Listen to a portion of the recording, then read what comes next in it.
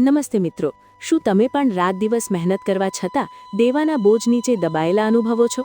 અને એવું લાગે છે કે ગમે તેટલા પ્રયત્નો છતાં પૈસા હાથમાં ટકતા નથી અથવા લેણદારોના ફોન આવવાનું બંધ નથી થતું? આજે આપણે વાસ્તુશાસ્ત્રના એવા 5 અચૂક ઉપાયો વિશે વાત કરીશું જે તમારા જીવનમાંથી દેવાનો અંધકાર દૂર કરી સુખ અને સમૃદ્ધિનો નવો સૂર્યોદય લાવશે. તો આ વિડીયોને અંત સુધી ચોક્કસ જોજો, કારણ કે અધૂરી માહિતી ક્યારેય ફળદાયી નથી હોતી. આગળ વધતા પહેલાં જો તમે આ ચેનલ પર નવા હો તો અત્યારે જ અમારી ચેનલને સબસ્ક્રાઇબ કરી લો અને આ વિડીયોને લાઇક કરી દો, જેથી કરીને આવા જ જ્ઞાનવર્ધક વિડીયો તમને સૌથી પહેલાં મળતા રહે. અને તમારા મિત્રો સાથે પણ આ માહિતી શેર કરજો. વાસ્તુશાસ્ત્રમાં દિશાઓનું ખૂબ જ મહત્વ રહેલું છે અને જ્યારે દેવાની વાત આવે ત્યારે સૌથી પહેલું ધ્યાન તમારે તમારા ઘરની ઉત્તર પૂર્વ દિશા એટલે કે ઈશાન ખૂણા પર આપવું જોઈએ, કારણ કે આ દિશા દેવતાઓની દિશા માનવામાં આવે છે અને જો અહીં કોઈ દોષ હોય તો ગમે તેટલી કમાણી છતાં દેવું વધતું જ જાય છે. ઈશાન ખૂણાને હંમેશા સાફ સુથરો અને હલકો રાખવો જોઈએ. ત્યાં ક્યારેય કચરો, ભારે સામાન કે શૌચાલય ન હોવું જોઈએ, કારણ કે જો આ ખૂણો દૂષિત હશે તો તમારા ઘરમાં સકારાત્મક ઉર્જાનો પ્રવેશ અટકી જશે અને આર્થિક મુશ્કેલીઓ કાયમી ઘર કરી જશે. બીજો મહત્વનો ઉપાય તમારા ઘરની તિજોરી અથવા પૈસા રાખવાના સ્થાન સાથે જોડાયેલો છે. વાસ્તુ મુજબ તિજોરી હંમેશા દક્ષિણ દિશાની દિવાલ પાસે રાખવી જોઈએ, જેથી તેનો દરવાજો ઉત્તર દિશામાં ખુલે, જે કુબેર દેવની દિશા છે.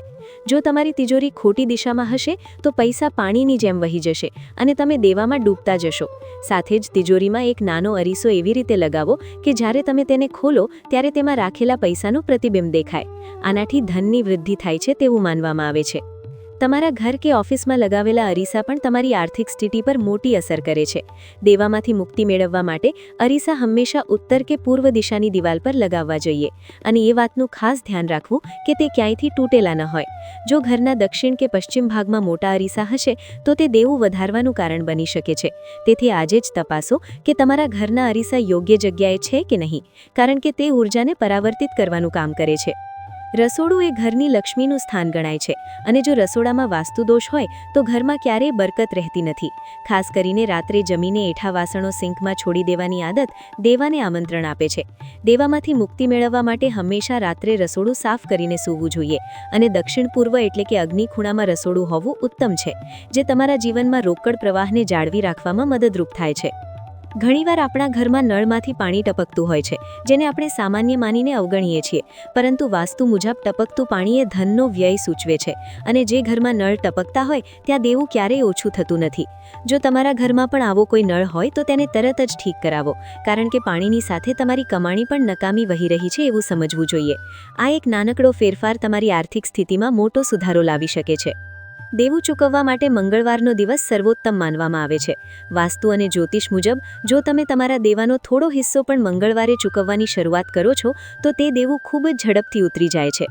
મંગળવારના દિવસે ક્યારેય નવું દેવું ન લેવું જોઈએ, કારણ કે આ દિવસે લીધેલું કર્જ ઉતારવામાં ખૂબ જ મુશ્કેલી પડે છે. તેથી દેવાની ચૂકવણી માટે હંમેશા મંગળવાર પસંદ કરો. ઘરના મુખ્ય દરવાજા પાસે પૂરતો પ્રકાશ હોવો ખૂબ જરૂરી છે, કારણ કે અંધકાર નકારાત્મકતા લાવે છે. સાંજના સમયે મુખ્ય દ્વાર પર દીવો પ્રગટાવવાથી લક્ષ્મીજીનું આગમન થાય છે અને દેવાની સમસ્યાઓ ધીમે ધીમે દૂર થવા લાગે છે. તમારા ઘરનો મુખ્ય દરવાજો હંમેશા સાફ રાખો અને ત્યાં કોઈ અવરોધ કે જૂના પગરખાનો ઢગલો ન રાખો, કારણ કે આ બધી વસ્તુઓ ઉર્જાના પ્રવાહને રોકે છે, જે આર્થિક પ્રગતિમાં બાધક બને છે. તમારા ઘર કે ઓફિસમાં લગાવેલા પિરામિડ પણ તમારી આર્થિક સ્થિતિ પર મોટી અસર કરે છે. દેવામાંથી મુક્તિ મેળવવા માટે પિરામિડ હંમેશા ઉત્તર કે પૂર્વ દિશાની દિવાલ પર લગાવવા જોઈએ અને એ વાતનું ખાસ ધ્યાન રાખવું કે તે ક્યાંયથી તૂટેલા ન હોય. જો ઘરના દક્ષિણ કે પશ્ચિમ ભાગમાં મોટા પિરામિડ હશે તો તે દેવું વધારવાનું કારણ બની શકે છે.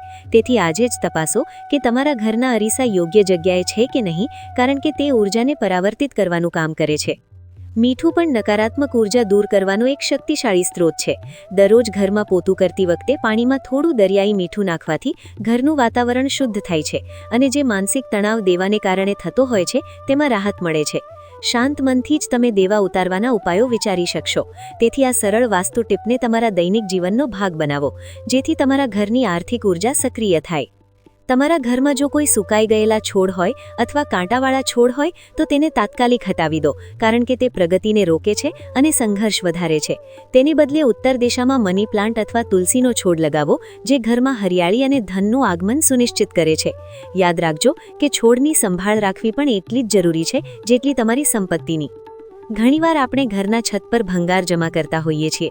વાસ્તુ મુજબ છત પર ભંગાર રાખવો એ સીધો રાહુનો દોષ ઊભો કરે છે, જે અચાનક ખર્ચાઓ અને દેવા માટે જવાબદાર છે.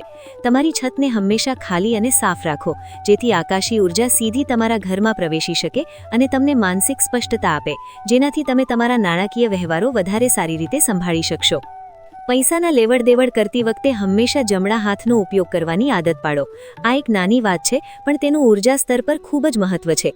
જ્યારે પણ કોઈને પૈસા આપો ત્યારે મનમાં એવી પ્રાર્થના કરો કે આ પૈસા સામેની વ્યક્તિને પણ મદદરૂપ થાય અને તમારા જીવનમાં પણ તે અનેક ગણા થઈને પાછા આવે.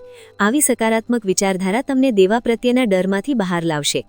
યાદ રાખજો કે વાસ્તુ ઉપાયોની સાથે તમારી મહેનત અને બચત કરવાની વૃત્તિ પણ એટલી જ જરૂરી છે. વાસ્તુ તમને એક અનુકૂળ વાતાવરણ પૂરું પાડે છે, પરંતુ તેના પર ચાલવું તો તમારે જ પડશે. આ 5 અને અન્ય નાના ઉપાયો જો તમે શ્રદ્ધાપૂર્વક કરશો તો ચોક્કસપણે તમે દેવાના ચક્રવ્યૂહમાંથી મુક્ત થઈ શકશો અને એક સુખી જીવન જીવી શકશો. અંતમાં આ માહિતી તમને કેવી લાગી તે અમને કોમેન્ટમાં જરૂરથી જણાવજો, અને જો તમારા મનમાં કોઈ પ્રશ્ન હોય તો તમે પૂછી શકો છો. અમે તેનો ઉત્તર આપવાનો પૂરો પ્રયત્ન કરીશું. તમારી એક કોમેન્ટ અમને વધુ સારો વિડીયો બનાવવા માટે પ્રોત્સાહિત કરે છે.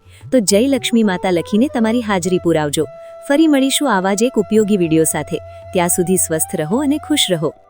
મિત્રો, આશા છે કે આ વાસ્તુ ઉપાયો તમારા જીવનમાં સકારાત્મક પરિવર્તન લાવશે.